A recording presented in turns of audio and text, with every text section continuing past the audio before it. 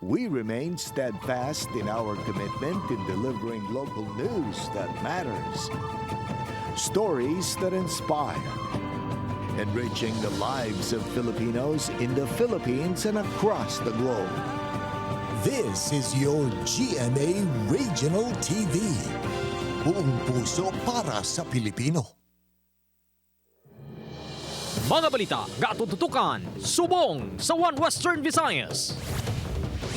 Mga LGU sa Western Visayas makigsapol sa ERC kag DOE natuhoy sa nagluntad nga partial blackout sang Biyernes, Marso 1. Mga parte sang lawas ang tawo nga ginbilin sa gwa sang opisina sang NBI sa Bacolod City. Ginatubod pa sang kapulisan kung iya lang sang isa ka tawo.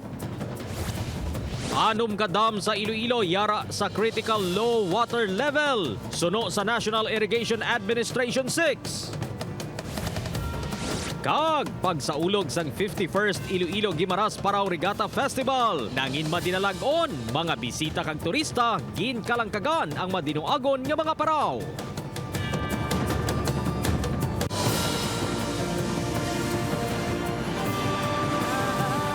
Ini ang GMA Regional TV 1 Western Visayas.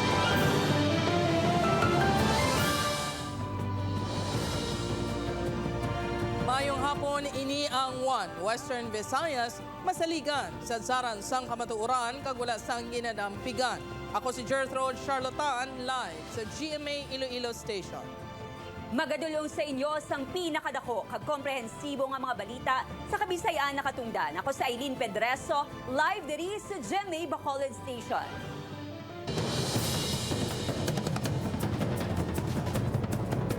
Mga kapuso, ERC kag DOE pagasapulon sang mga LGU sa Western Visayas tuhoy sa natabo nga partial blackout sang tinalikdan nga Biyernes, Marso 1. Kaginot kag wala pa sang kuryente ginantos sang pila ka mga residente. Panay Energy Development Corporation ginklaro nga normal nga wear and tear kag hindi sa kadaanon sa ilang mga power plant ang rason sang pag-shutdown sa mga planta. Ini ang gintutukan ni Kim Salinas. Daw nag-flashback ang natabo nga blackout sang Enero sa panay sang nagluntad nga partial blackout sa Western Visayas ang Biyernes. Masobra 5 ka oras nga kaginot kag wala sang kuryente ang ginantos ang pila ka mga pumuluyo. Wala sila sang mahimo kundi sa gwa sang ila balay na lang nagtulog. Kung may kabataan nga gagmay, dako gid ang epekto kasi siyempre sobra ka init, panguyab sa mga bata kay hindi katulog. Na o nabis tapos ka mabudlay gid maghulag kung wala sang suga. Tani ang banaw, tani hindi lang maglawig, dali lang la kay kinanglan ang kurente. Suno sa NGCP 6:59 Biyernes ang gabi sa ilan na monitor nga nag-shutdown ang 3 ka planta sang PEDC. 12:26 na sang Sabado sang kaagahon sang nabalik ang supply sang kuryente sa rehiyon. Suno sa Panay Energy Development Corporation, una nga nag-shutdown ang ila Unit 3 nga may 150 megawatts capacity. Bangod hindi masarangan sang Unit 1 kag Unit 2 ang load, iniman ang nag-shutdown. Paatag sang PEDC nga ang pag-trip off ang tungod sa wear and tear sang ilang units nga 24/7 nga naga-operate kag hindi sa kadaanon sang ila power plants. It's not because na nagadaan siya, but it's a normal wear and tear sa aton na mga units. Kag ang amo sila, immediately gina-address na siya dayon sa aton man nga planta. Meaning may ara na ang mga parts na gina-increase, may ara na siya sa parts na gina-kayo. 2011 sang nag-operate ang Unit 1 kag Unit 2 kag 2015 ang Unit 3 sang PEDC. Bangod sa hitabo, sa palabuton nga Huwebes, makigsapol ang mga local government units sa Department of Energy kag Energy Regulatory Commission agud istoryahan kung ano ang maayo nga solusyon sa power supply sa rehiyon agud mapahagan-hagan ang kasubo nga blackout. Magatambong ang National Grid Corporation of the Philippines, power generators, power distributors kag iban pagid nga mga stakeholders. Suno kay Iloilo City Mayor Jerry Treñas, sentro sang diskusyon ang nagkakaigo nga mga solusyon sa pagpasiguro nga may estable nga supply sang kuryente sa rehiyon. Pangamigo kita na antes kita mga away. Kayo good is in island power capacity. Gamadugang, no? Kung solar panel man na, solar, kung liquefied natural gas, Kaya ito sila nila clean. Madumduman nga sang damlanglang ginhatagan na sa otoridad sang sangguniang panglungsod ang Iloilo City LGU nga mag-intervene sa investigasyon sang ERC sa NGCP tuhoy sa delayed nga transmission projects. Upod Kiramel Porquia, Kim Salinas, 1 Western Visayas. NBI investigation team halin sa NBI Central Office ipadala sa Bacolod City agud maga-imbestiga sa kaso sang pagbilin sa mga utod nga parte sang lawas ng tawo. Kapulisan ginahibalo pa kung iya iniisang isa lamang katawo nga parte sang lawas. Inang balita nga aton gitutukan. Nagapabilin sa gihapon nga misteryo kung sino ang mga utod nga parte sang lawas ng tawo nga ginbilin sa atubang sang opisina sang NBI Bacolod City sang tinalikdan nga Biyernes. Lakip sa mga nasapuan ang mga dalunggan, kamot, kag tiil sang tawo nga nakasulod sa paper bag. Sunod sa kapulisan, ginahulat pa sa mga ini ang resulta sang DNA gikan sa soko kag kun bala nagamatch ang mga utod nga parte sang lawas sa isa lamang katawo. Wala kailangan response, ginahulat na naman. Kaya may posibilidad nga ma-recognize na yung na. Isa man sa nakakuha sang atensyon ang nakasulat sa paper bag nga pangalan sa NBI agent kag ginaligar drug lord. Makabig sunod sa kapulisan nga pagpamahog ang motibo sa pagbilin sang utod nga lawas sang tawo. Sunod naman sa NBI Bacolod City, may persons of interest na sila sa posible suspect sa likod sang hitabo. Gani agud mas mangin patas ang investigasyon. Isa ka intelligence service team ang ipadala sang NBI Central Office agud magatutok sa investigasyon. Ilabi na nga may nadahig ang pangalan sang isa ka NBI agent. Last quarter ng 2023 nung in-intensify namin yung anti-gambling operations which is continuing. It so happened na siya ang team leader. Ginabisuhan nga mag-leave of absence ang nasambit nga NBI agent para sa iya nga seguridad. Upod kay Reynald Castillo, Aileen Pedreso. 1 Western Visayas. Mga kapuso, 6 ka dam sa Iloilo yara sa critical low water level sunod sa NIAS 6. Siyam ka irrigation system sa Western Visayas ginasiraduhan sa NIAS 6 agud ipaidalom sa maintenance. Ini ang gintutukan ni Zen Kilantang Sasa live sa Barangay Takas Haro, Iloilo City. Zen.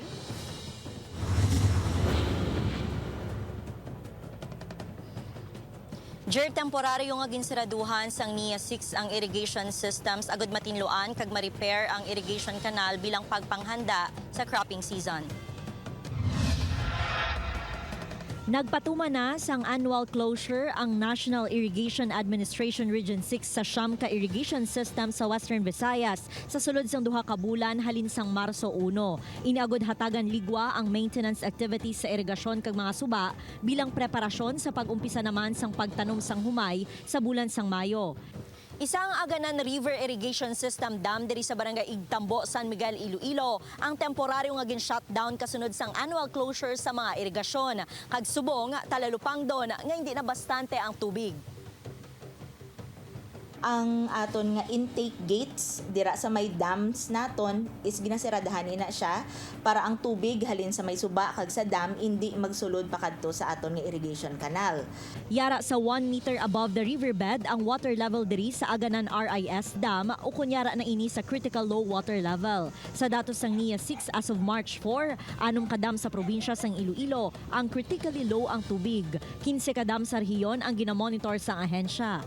It is expected nga manubo gid man subong ang tubig especially during this dry months no sang dry season gid ni subong summer and may El Nino pa. So it is normal nga makita naton nga do medyo dwindling ang aton nga water supply. Sa Pavia, Iloilo nangin panghangkat na sa mga mangunguma ang pagkinot sang tubig sa ila tanom nga kamatis. Nagpatubig na lang sila sa kanal halin sa tasok bangod sirado ng irigasyon. Wala na, nadura na schedule. Wat mo sa buong makakuha ka tubig. Kasi may iba mga tanam na white itasok sa lupa. Ibubon la.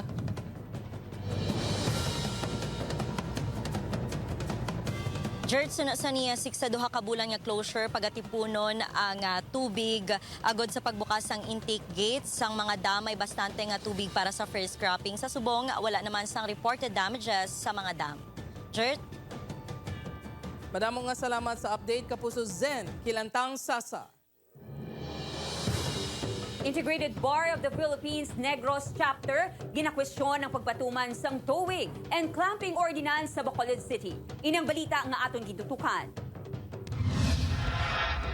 Nakakuha sang nanari-sari nga reaksyon sa publiko ang asod-asod nga operasyon sa Bacolod Traffic Authority Office o Bitaw.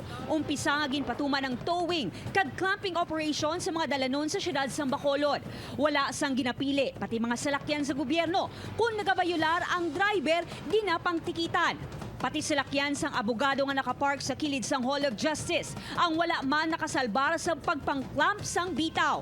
Bango diri, ginkwestiyon sa mga katapos ng Integrated Bar of the Philippines Negros Chapter ang pagpatuman sa bitaw sa ordinansa angot sa towing kag clamping.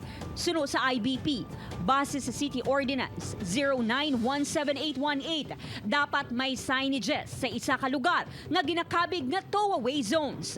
Nakabutang sa ordinance sa Section 8 sa sinang ordinansa nga tow-away zones, dapat may ara tawag ni na ma-forward ng publiko sa mga tow-away zones. Nakabutang man nga dapat ang sign of road may duha ka pinta nga pula kag yellow agud klaro sa mga motorista kun 24 oras o kun may oras lang nga nagakaangay para sa pagpatuman sang clamping kag towing. It appears now, since nga gin-implement nila, sige sila pang clamp kang pag-tow without following the letters of the law. Ginarekomenda sang IBP nga kinahanglan nga buligan ng motorista nga matun-an kag mas mahangpan pa ang nakasaad sa ordinansa. Aminado naman ang bitaw nga kulang ang ila signages. Amat-amat lang kaya I repeat, kulang kami signages, kulang kami manpower. Ang amon nga third party nga towing company kulang equipment. Tuyag naman sang bitaw nga tuldukan na ang issue angot sa pagpark sa mga kliyente kag iban pa nga empleyado sang Hall of Justice. Ginklaro man sang bitaw nga wala sila sang tuyo nga bastuso ng mga ini. Ginpaathag naman sang IBP nga maging kasugtan sila sang LGU nga magpark ang mga abogado sa gwa sang Hall of Justice bilang proteksyon sa ila seguridad kag magabulig ang mga ini sa pag-insyende sa publiko sa insyakto nga pag-implementar sang layi. Upod kay Reynald Castillo, Aileen Pedreso, One Western Visayas. Ika-51 nga selebrasyon sang Iloilo Guimaras Parao Regatta Festival nangin madinalagon. Main race sa mga paraw nga highlights ang aktibidad ginbantayan sang mga turista. Ini ang gintutukan ni Zen Kilantang Sasa. Matahong nga mga disenyo kag mapag-on nga mga paraw ang ginbida sa 51st Iloilo Guimaras Parao Regatta Festival 2024, ang ginakabig oldest sailing event in Asia. Nagkarerahay ang mga paraw sa Iloilo Guimaras Strait. Ano namon ang masakayan, ginabagal lang namon kung ano ang diferensya niya. Muyo lang kami nga basko ang hangin para may about kami sila. Ang lawas ang sakayan nga mapag-on tapos teamwork Ginpasiguro man nga ang mga pumalasakop ang nakasuksok sang life jacket antas maglayag. On the part of the Philippine Coast Guard, that is our function, kailangang tutukan namin at talagang ma-ensure yung safety ng ating mga participants for this activity. Hindi lang mga lokal nga turista, kundi mga foreign tourists ang nag-enjoy sa sailboat race. My experience, it's loud, it's crowded, it's happy, so yeah. Come to Iloilo in March and get to the festival. It's beautiful. Kampiyon sa Category A ang Arlene nga paraw nga ginapanag-iyahan ni Orlando Demetilio Sr. Sa Category B, ang Mass Boy 8 ni Mike Sinel. Kag sa Category C, nagdaog ang paraw nga Ashley ni Chody Beleherdo. Suno sa Department of Tourism 6 dako nga bulig ang aktibidad sa turismo. Nakikita ng mga tao, ng ating mga turista, ng ating mga friends from domestic, local, and international, yung mga activities na ginagawa natin dito in Iloilo City, how we promote our culture and heritage. And we see that, it's not just the local government unit who's pushing for this, and but also the private stakeholders. Lakip sa ginbantayan sa mga Ilonggo ang sinamba sa regata. halin sa choreography, music kag performance nga ginbida sa mga partisipante. Nagpangibabaw naman ang performance nga ginpasalida sang Grupo del Oeste sang West Visayas State University. May best tasting lechon contest man sa diin pagkatapos ang programa, libre nga ginpanghatag ang lechon sa mga bisita. Nagtakop ang aktibidad sa lighted paraw and fireworks display. Na-congratulated ko. Job well done. No? Upod kay Cirilo Renduque, Zen Kilantang Sasa, One Western Visayas. Mga kapuso, good news kag bad news ang dalasang adjustment sa presyo sang gatong sumugod buwas March 5. Good news bangod base sa oil industry sources ang presyo sang diesel ang magadubo sang 40 sentimos kada litro. Ang presyo sang kerosene magapanaugman sang 35 sentimos kada litro. Bad news naman sa nagagamit sa gasolina bangod ang presyo sini ang magasaka sang 50 sentimos kada litro.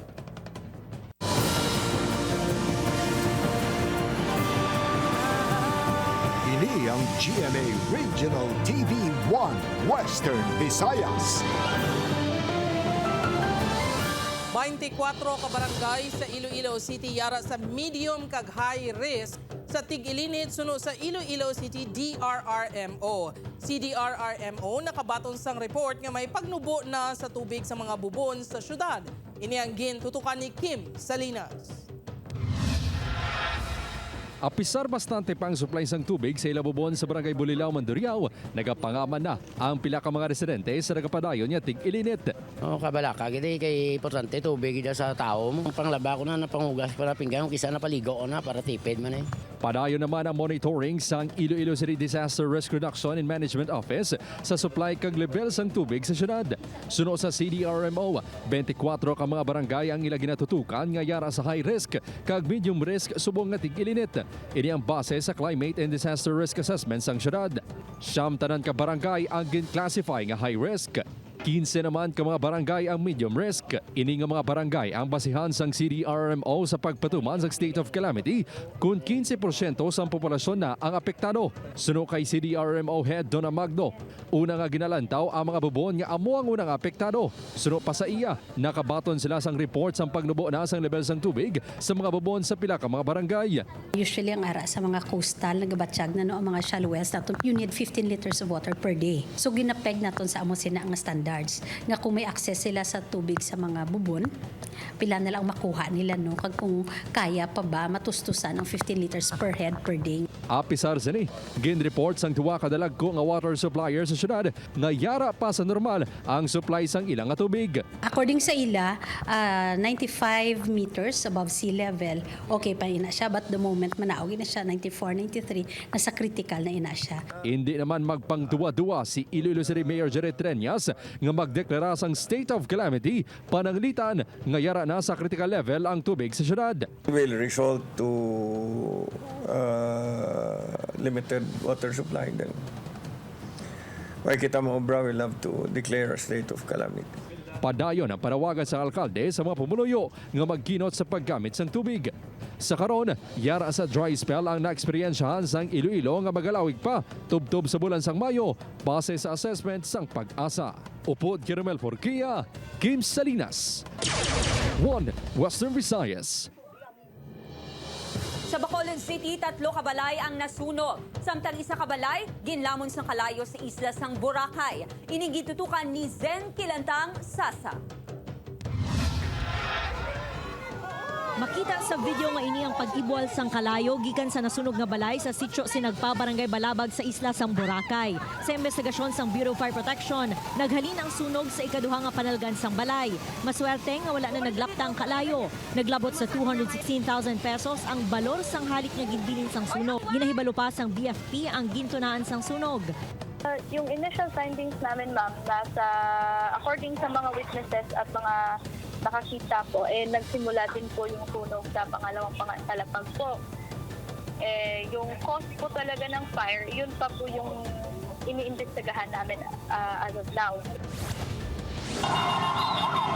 Samtang sa sini naman nga video makita ang paglamon sang kalayo sa mga balay sa Purok Magayon, Barangay Singkang Airport sa Bacolod City kahapon sang hapon.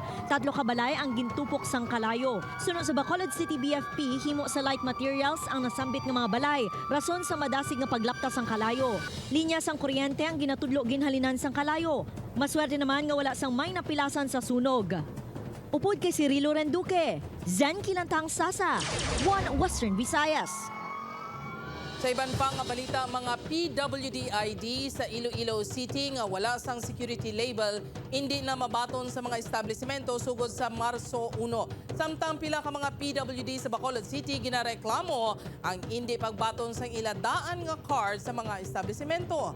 Ini ang gintutukan ng Kim Salinas kag Adrian Prieto. Naghingagaw nga magpatapik sang security label ang pila ka mga PWD sa opisina sang Persons with Disabilities Affairs Office sa Iloilo City Hall.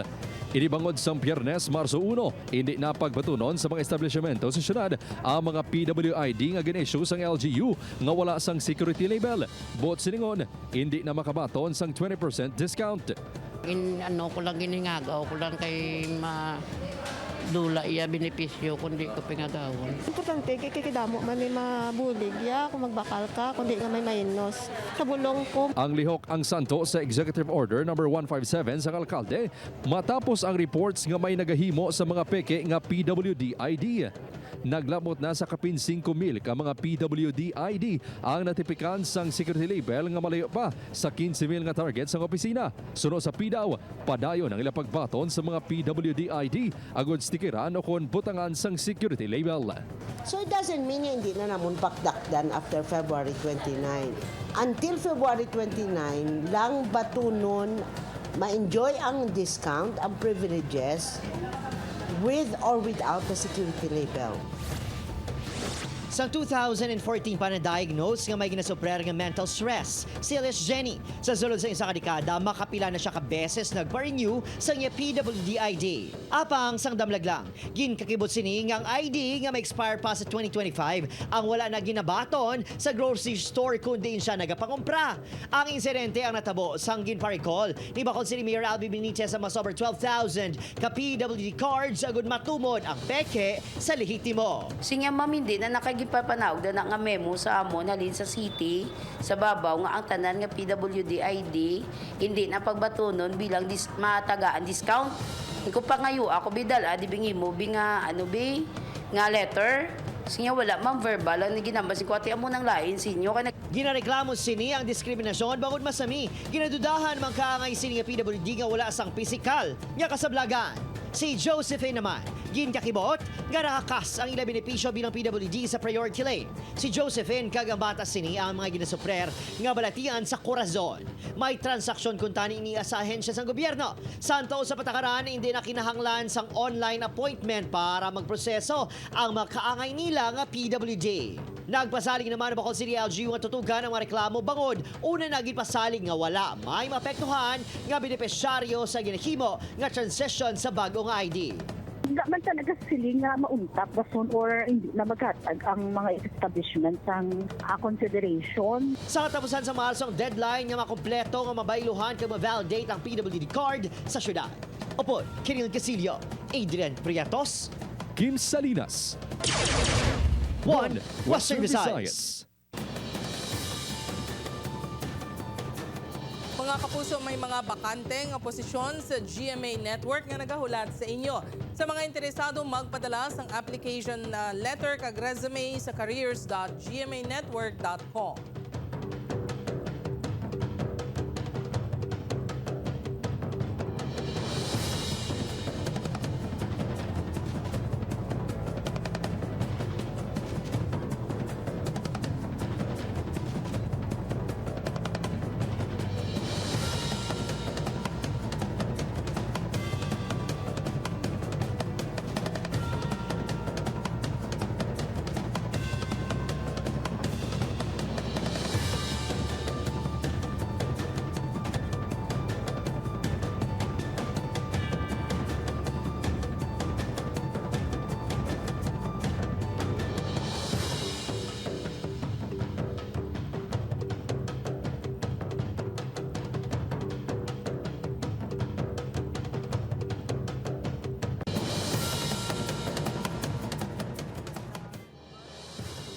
Ginabulubanta linibo ka preso ang nakapalagyo sa National Penitentiary, ang pinakadako nga presoan sa pungsod Haiti, matapos sinangin sa lakay sa mga armado nga tawo.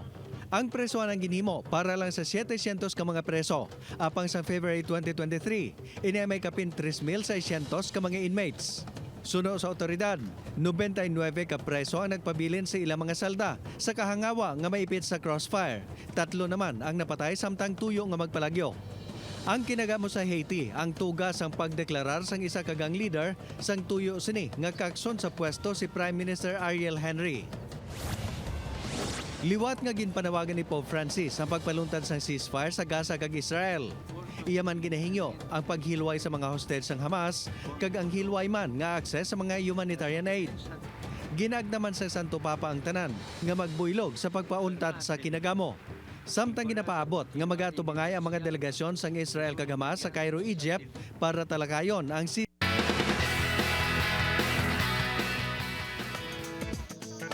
Nasaksihan na sa GMA Afternoon Prime ang pinakauna nga legal serye sa pungsod, ang Lilet Matias, attorney at law nga ginabidahan ni Joe Berry sa world premiere sini alas 3:20 subong nga hapon.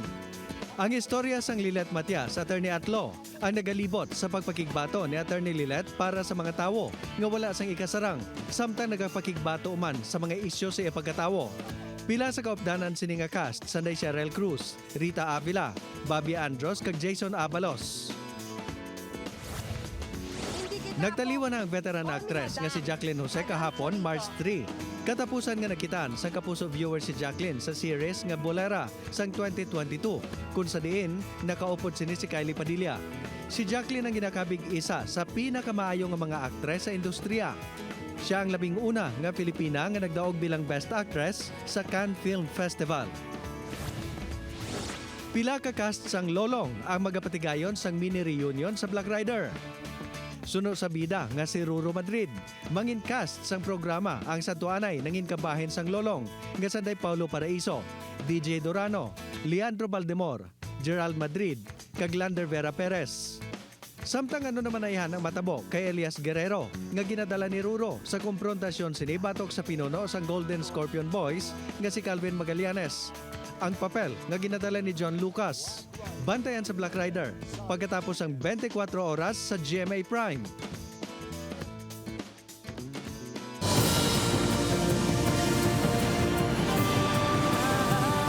Ini ang GMA Regional TV 1 Western Visayas.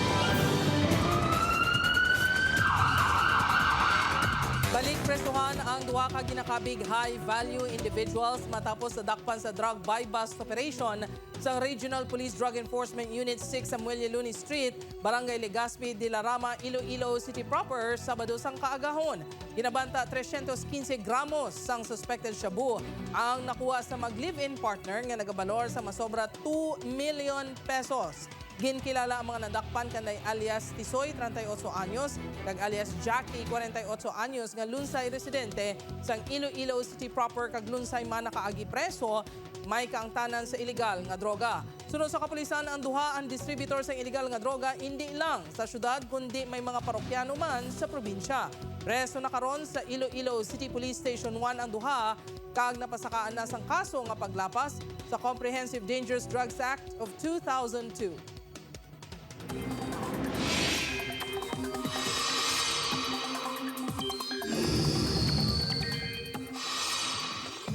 Mga kapuso, hindi pa opisyal nga tapos na ang amihan season apang nagahinay na ang Northeast Monsoon o kung ang hangin amihan kumpara sini nga mga nagligad nga semana. Hasta sa extreme Northern Luzon na lang nagaluntad ang amihan subong, samtang easterlies naman sa nabilin nga bahin sang pungsod.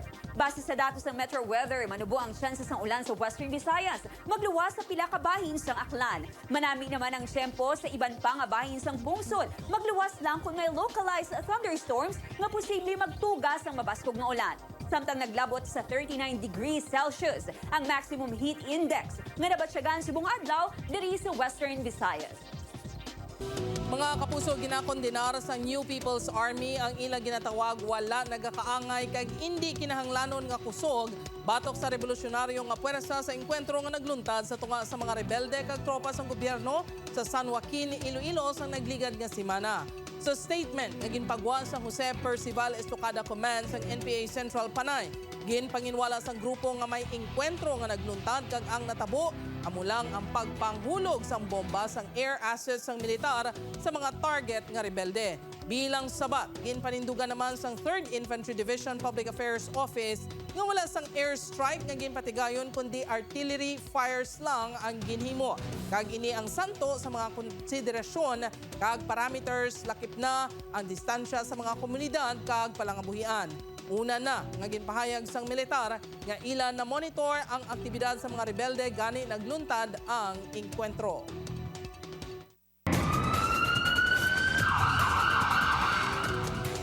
Isa ka tuig nga pagsukat ng pagpatay kay Anay Negros Oriental Governor Ruel Digamo, gindumdum sa bunga adlaw. Yaring report. Isa ka misa kag parada ang ginhiwat sa Dumaguete City kainasang aga bilang pagdumdum sa pagsukat sa kamatayon ni Negros Oriental Governor Ruel Digamo. Madumduman nga ginpaarakan sang tiro ang anay gobernador sa sulod sang Iyabalay sa Pamplona, Negros Oriental, samtang nagapanghatag inisang ayuda sa mga pumuluyo sa March 4, 2023, Domingo nga adlaw. Nakita sa CCTV ang pagsulod sang armado nga mga lalaki nga naka-uniforme kag gintiro ang iban pa nga yara sa sulod sang balay. Sunod sa spokesperson sa Negros Oriental Police Provincial Office, ang kaso ang yara na sa NBI. From NOPO, we already turned it over to the NBI. If may kailangan sila dun sa regarding sa investigation proper, more on assisting lang kami and also security on to the witness. Napreso na ang mga nakaladakpan nga ginaaligar mga gunmen sa krimen. Apang ang gintudlo naman sa mga ini nga mastermind sa pagpatay nga si Anay Congressman Arnie Teves ang yara sa Timor-Leste kung salin ini nagapanago. Nalakip na sa red notice sa International Criminal Police Organization si Teves. Ginapasiguro naman sa kapulisan ang hugot na seguridad para sa pamilya ni Digamo. Lakip na ang asawa sining si Pamplona Mayor Janice Digamo kag duha ka mga kabataan. So we already provided security sa kanila. And to the rest of the family of the slain governor, we are constantly working with them. Upod kay Reynald Castillo, Aileen Pedreso, 1 Western Visayas.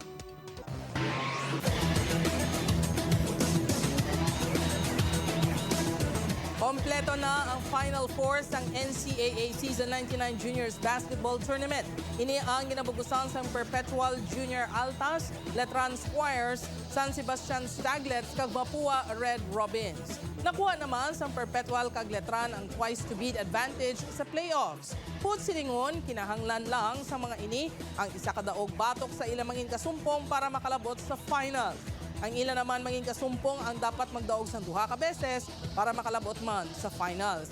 Malantaw ang hinampang sa NCAA Season 99 Juniors Basketball Final Four sa social media pages sa GMA Sports kag NCAA Philippines.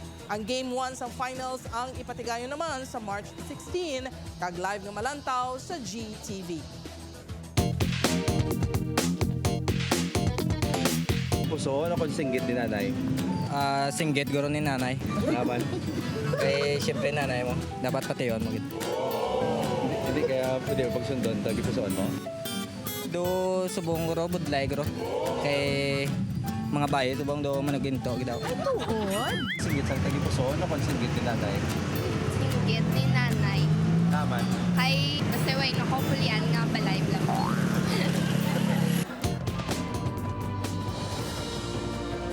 Sa aton mga kapuso diri sa Western Visayas kag subong man sa aton mga kapuso abroad, madamo gid nga salamat sa pagtutok. Ako si Aileen Pedraso.